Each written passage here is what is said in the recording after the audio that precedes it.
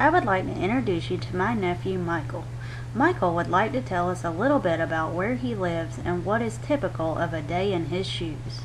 Michael is 12 years old and has lived on a farm all of his life.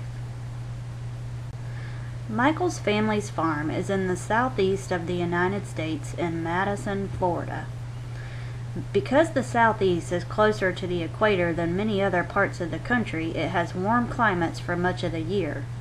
Heavy rainfall and rich soil help southeastern farmers grow a variety of crops such as oranges, peaches, tomatoes, beans, and peanuts. Many of the fruits and vegetables that you eat every day come from this region, and some of them probably even come from Michael's family's farm. The town Michael lives in is rich with agriculture. This is how most of the families make their living.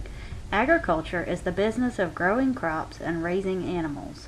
While many crops can be grown in cooler climates, some crops can only be grown in the southeast region. Living on a farm can make for very hard work and very long days. Before Michael goes to school in the morning, it is his job to milk the cows and gather the eggs from the chicken coop.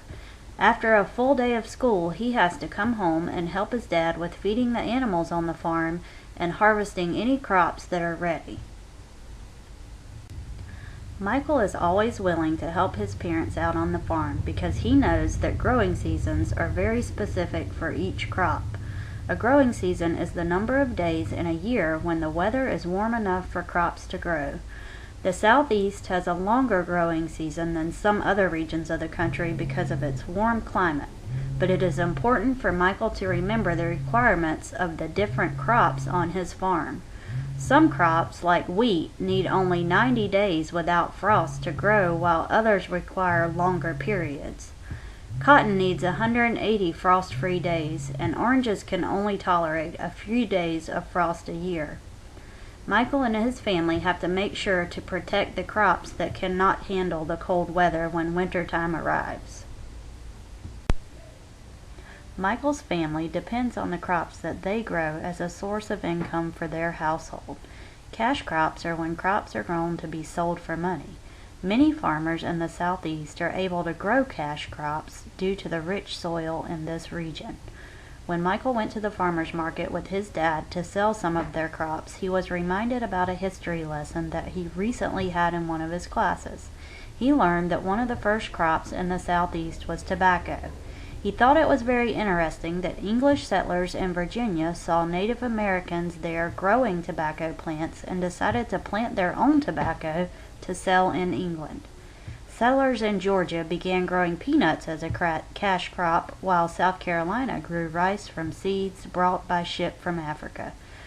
After learning about these different settlers and their cash crops, Michael had a better understanding of why the crops are so important to his father.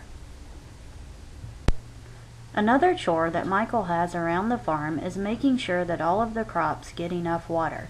Because some parts of the southeast, such as Florida and Georgia, don't get enough rain to grow certain crops, many farmers are required to use irrigation.